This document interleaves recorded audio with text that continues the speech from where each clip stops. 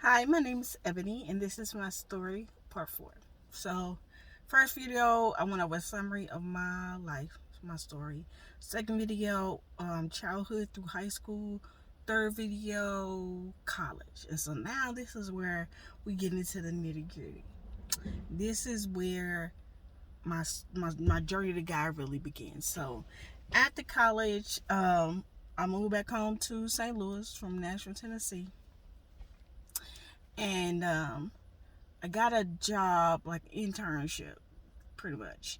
Um, and then it was at this time where when my one of my line sisters gave me this DVD documentary production called Zeitgeist, and the information in there really just blew my mind. If you ever seen Inception, how they have like the buildings crashing and waves and stuff is warped, and they're dreaming. This is not real, but this is like a physical depiction of what's going on in their mind. That's what happened to me. Buildings shattered, just stuff breaking, falling everywhere in my mind because the information that it was speaking about pretty much how everything is a lie, everything is fake. These is secret societies. This is what's the really going on behind the scenes. How they trying to, how they try to control you, manipulate you. And then, as far as religion, God, it was showing like these parallels between the scriptures and paganism or anthropomorphism. Like, oh, this isn't real. This is just people giving human characteristics to the zodiac, to to celestial beings, and they just made stories about them. And so that just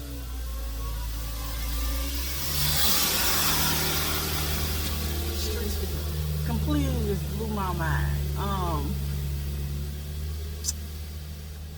I was awake for 2 days just because I was just like, what is this? What is real? Just just trying to, all this information, just trying to make sense of all this information. Um, and just feeling like everything that I knew, everything I thought I knew was just a lie. And now, just trying to figure out how to live, pretty much. And so, me and two of my line sisters, we ended up getting really close because we kind of were on the same path. Just what is life? Just question everything we have been taught, everything we have been told, everything we believed in. So we was, sharing information with each other. And at this time too, um, I was sharing things on my um, Instagram, Instagram and Facebook. Just it was just kind of like, look at this, look at this, look at this. Like that's just kind of how I was. Just every time I found some new information, just like look at this, y'all, sharing it. It felt like people should know. And it was also around this time, so this was like between 2011 2013. My biological father, somebody kicked in his front door and shot him in the face. And so I remember it was a contractor was supposed to be doing some work with him that morning, and he had my number, and he called me like, hey, your daddy front door open. And so I begged him like, please go in. So he went in. It was blood on the floor, all on the like the little foyer front. So me and my mom ended up calling around trying to see if he's at a hospital. We found him at this big hospital here in St. Louis, and we went up there. And so they had him on blackout because it was a violent crime. And so the security guard, he went up there and went up to the room, took a picture, and came back down and said, "Is this your father?" And so I was like, "Yeah." Like, even though he was bandaged up and his head was swollen and everything, I could still recognize my dad, my father. And so I was like, "Yeah." And so I think he just let me go up. And so I went up there, and they had him like restrained, strapped to like the bed because he had been sedated, and they didn't want him, to wake up and mess with his bandages and everything, so they had him restrained. And so while I was there, I guess he came out of the sedation was wearing off, so he kind of woke up, and he was trying to, cause he didn't know what was going on. He's trying to free. He was moving, and so I was like, "Calm down, That is 70, 70, calm down." And so I think I might have told him, you got shot, you in the hospital. And so I remember him telling me I was the first person he saw when he came to. So some more stuff happened, just trying to get his affairs in order. And so I'm dealing with pretty much then lost my mind. My daddy just got shot. Started a new job. And I'm just trying to figure out how to function. So this was around the time too, I think I had cut off my hair, stopped wearing makeup, stopped wearing heels for real. And so that was how people knew me. And so people started to worry about me, how my appearance, about the way I was speaking. And my cousin was like, I looked crazy. Like my eyes, the facial expression, everything, I looked crazy. And it was just because I had so much going on in my mind.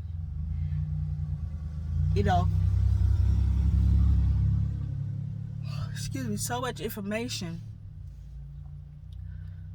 a lot of which just like contradicted what I knew, what I already knew, and I was just trying to make sense of everything.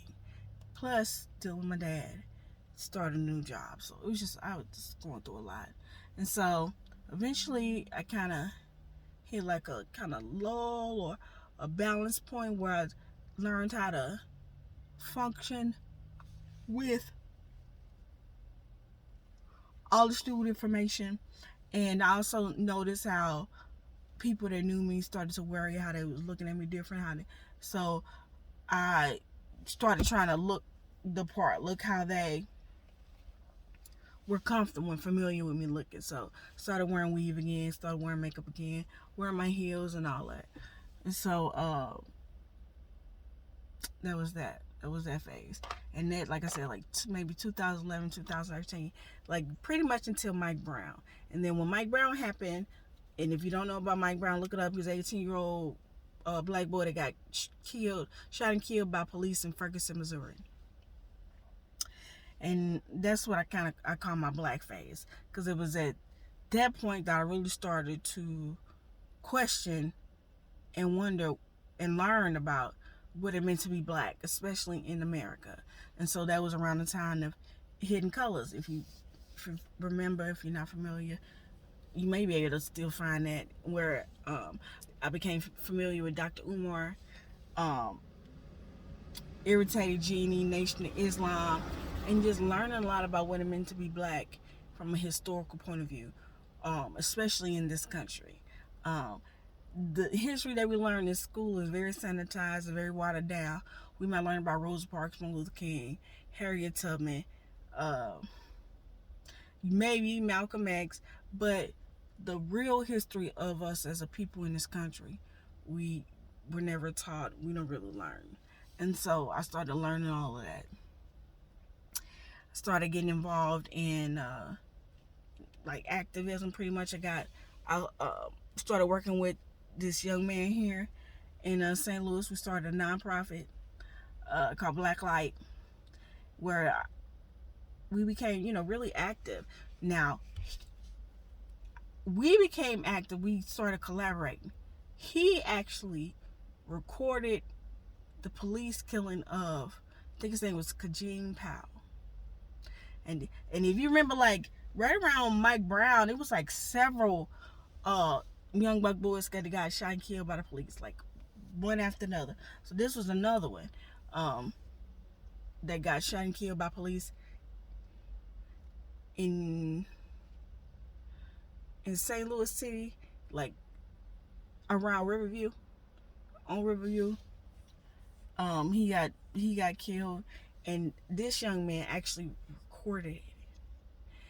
Because at first I think he was just recording him just acting out, he.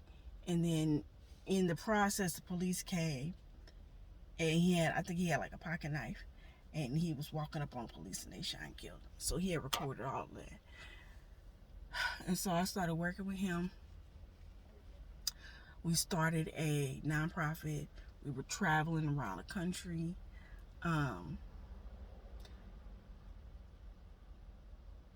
it was also at this time where we had went to, I want to say it was Indiana, and we were at like this, it was kind of like round table discussions. And someone asked me, introduce yourself in your gender pronoun, in your pronoun. And I was so confused. So this was going on now. It started a while ago.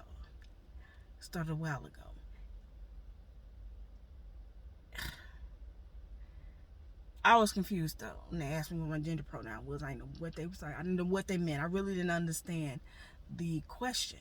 So people went around and introduced themselves, and so I picked up on the example. I'm like, my name is Abby, and I'm a she. Like, what is going on? What is happening? So yeah, and that started back then. What was that? Black Lives Matter.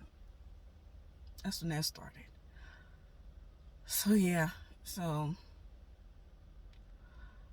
it was also around this time. So after Mike Brown, 2013, 14, something like that, up until 2016, 17.